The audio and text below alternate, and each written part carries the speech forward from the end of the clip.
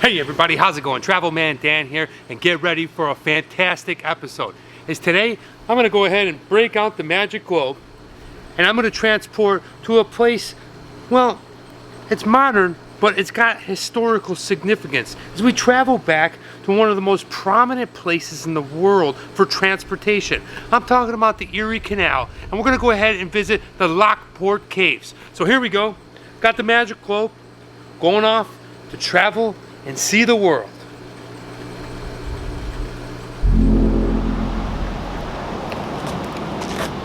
Yeah! All right, we made it. Magic Globe, you're the best. Hey everybody, how's it going? Travel Man Dan, and we are pumped up, ready to go.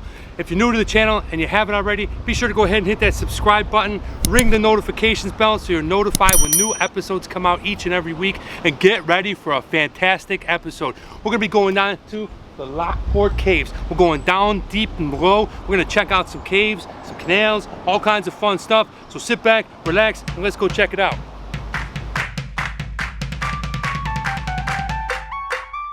Travel around the world with Travel Man Dan, seeing places, meeting people, exploring all the world, having a good time with Travel Man Dan.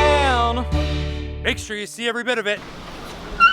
As soon as you walk in, they got a cool little display case full of some merch. Get your merch if you want. Over here, we got some fun little stuff on the wall, some kind of plaques talking about the guy that kind of created this whole thing. Over here, Holly Manufacturing Company. And one thing that's really great about it is, well, I'm not gonna do a lot of the talking. We actually have a tour guide for us on this one. I'll be dropping in like you know Travel Man Dan does, but over here to my left, we have our tour guide. Yeah, what's your name, man? My name is Brody.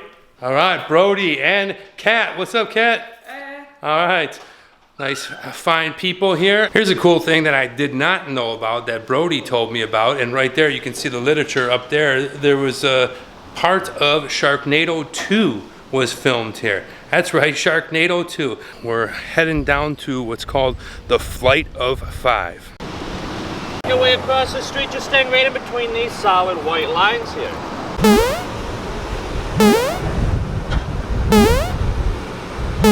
Standing over top of the historic Erie Canal on Flight of 5. This Flight of 5 would have been constructed between 1817 and 1825. Now in the 1830s, these sets of locks did not exist, but what we would be standing over top of is the other half of the original Flight of 5.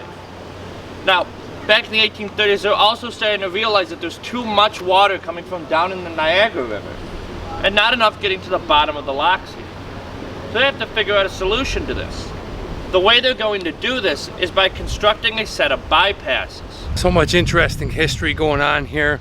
If you can imagine what it was like over 150 years ago for boats to travel from city to city through the Great Lakes and how to use the Erie Canal. Really good stuff Brody's educating us with. Very interesting, and it's well preserved here. Everything's really nice, and it's nice to get a great piece of history going on. And can you imagine having to get your boat through here, wait a few hours, then keep on going down? I mean, this was one of the major transportation routes for a lot of stuff throughout the Great Lakes, then down through the Erie Canal. Really fascinating stuff.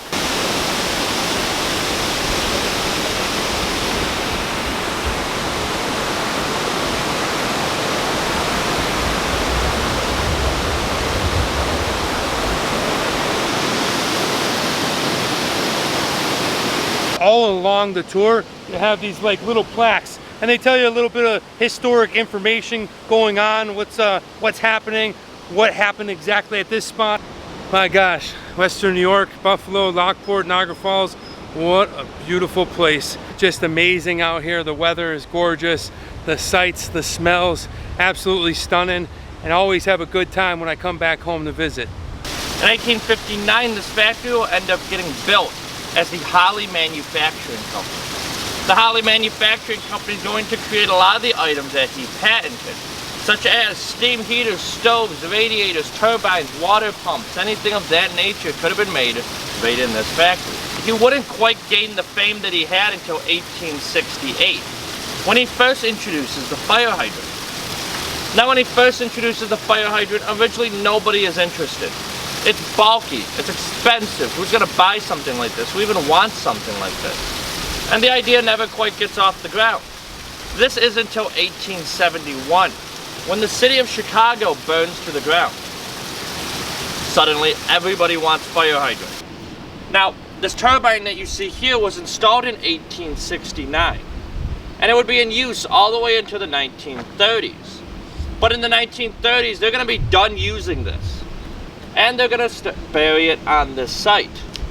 Now, it won't be uncovered again for quite some time, remaining buried all the way up until this year, when we recently uncovered it in the spring. Now that makes your group one of the first groups to get to see this turbine system in almost 100 years.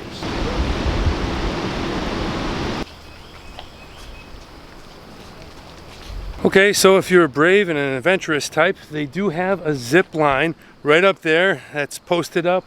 I don't know, if I had to guess, maybe about 200 feet up on the ravine, and the wire goes across the canal, and then you're back over there by the parking lot. So if that's something you want to do, something you want to seek out, some type of adventurous, kind of get off the beaten path here at the tour and try out a zip line, they got you covered. All right, everybody, time for me to go ahead and drop some knowledge on you, and that is there are actually 2 underground caves in the city of Lockport. The one was sealed up a long time ago and you just can't get in there.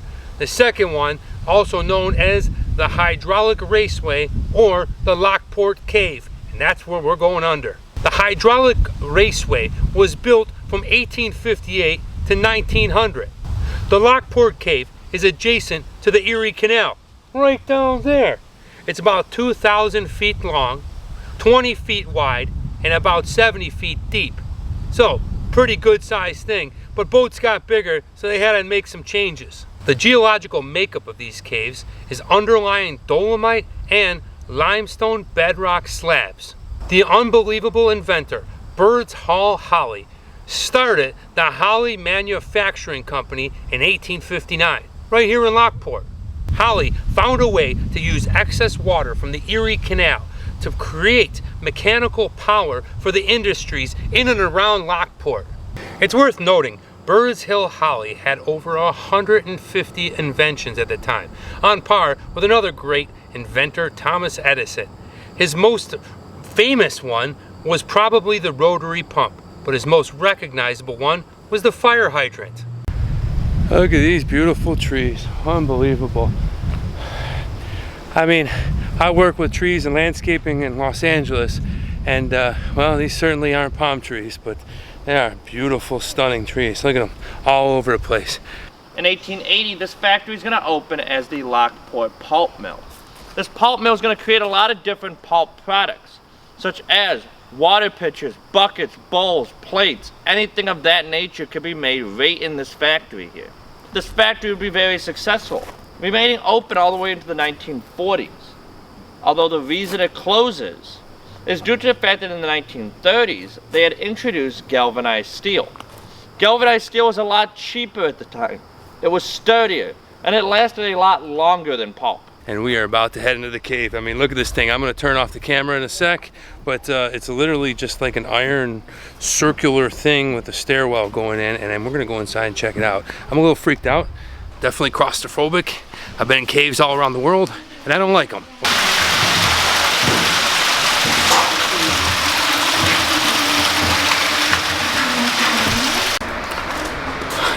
Oh yeah, definitely an eerie feeling.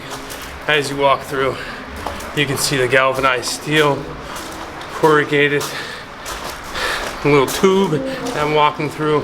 You're walking on tiny pebbles. It's really quite scary knowing that we're underground. Where we currently are is inside of the Lockport Pulp Mill's gatehouse. The purpose of this gatehouse was to regulate water flow coming from the cave to these penstocks here. Water will be rushing through here at the rate of about 20 to 25 miles an hour.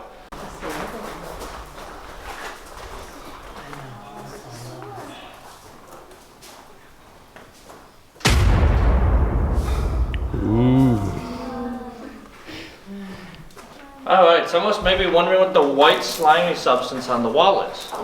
Limestone. It actually filters out all the minerals in water, such as calcium, sulfur, and iron. And as water drips on the walls of this cave, it creates a substance we call flowstone. And that's what this is over here. This is a calcium deposit of flowstone, based on its whitish gray coloring. Some of the other examples we'll see as we make our way throughout the cave are going to be of sulfur, which is a light or dark yellow, and iron, which will be orange or brown, depending on whether or not it has oxidized and what minerals it has mixed in with. Yeah, pretty cool down in here. I mean, take a look over here. This is what Brody was talking about. It almost looks like pancake batter, the way that this rock is kind of shiny, but very interesting. Now we are walking single file along some dirt road in the cave. This cave is a man-made cave, being built between 1856 and 1888 as part of the hydraulic race company.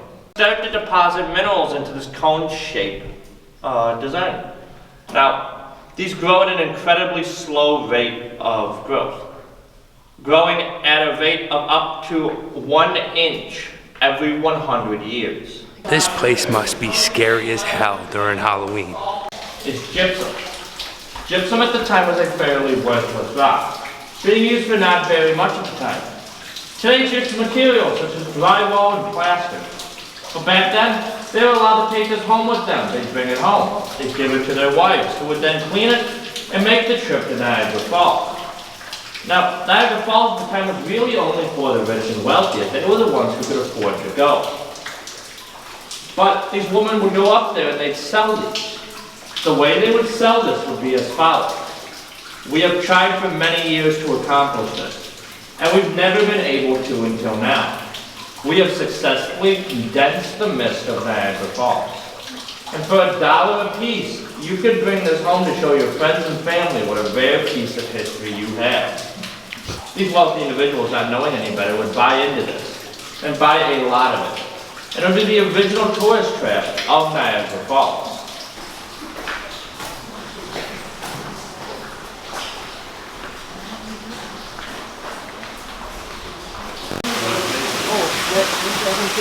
We're heading to the boat right now. The main rule is don't rock the boat. I'll try to sit still and be the best I can on my best behavior, but I'm pretty excited to get in that boat and float down this little riverway. Now we're on the boat, so we're gonna be cruising down this little river through the cave. All right, enjoy your trip through the cave.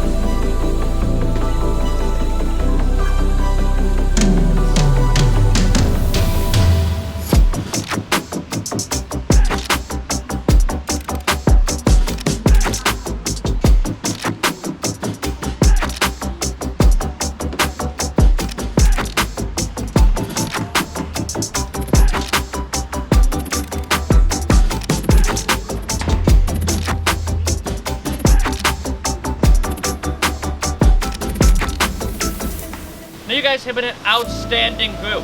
And if you enjoyed our tour and would like to leave us a good review, my name is Brody. If you didn't enjoy our tour and you wish I got fired, my name is Kyle. On that note, the way we're going to take the head back up is these stairs here are going to lead us all the way back up to the parking lot. From there you can enjoy the rest of your Friday here in Lockport. Thank you so much for coming out. We hope you had a lot of fun and we hope you enjoy the rest of your weekend. It was great, Brody. Thank you. Happened to be hanging out after the tour, and well, down in the locks, there is a barge going through, and I was told by the people that work here, and Brody and his associate, Kat, that there is not too many barges that come through here, so wow, what a sweet surprise. I got a glimpse of it, and I'll stick around and give you guys a look as it comes through and pops out the other end.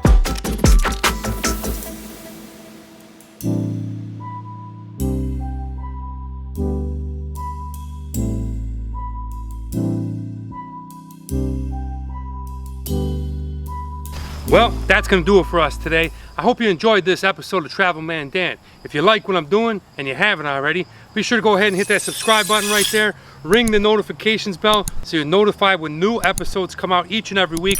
Go ahead, give me a like on this video. Drop me down a comment below. Let me know what you liked about it, or if you've ever been here, or if you can suggest some cool place in your town, your city, your country that I should go and check out and make a video of. I'd love to hear from you. I hope you saw something fun and cool going on in here, like the locks themselves and how they open and boats would come through as the water went down.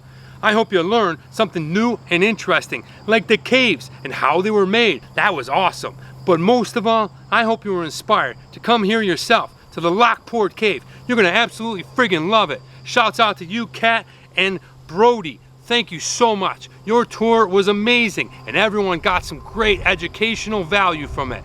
Thanks again for watching this episode. I'm Travel Man Dan, and remember, it's a big world out there. Make sure you see every bit of it.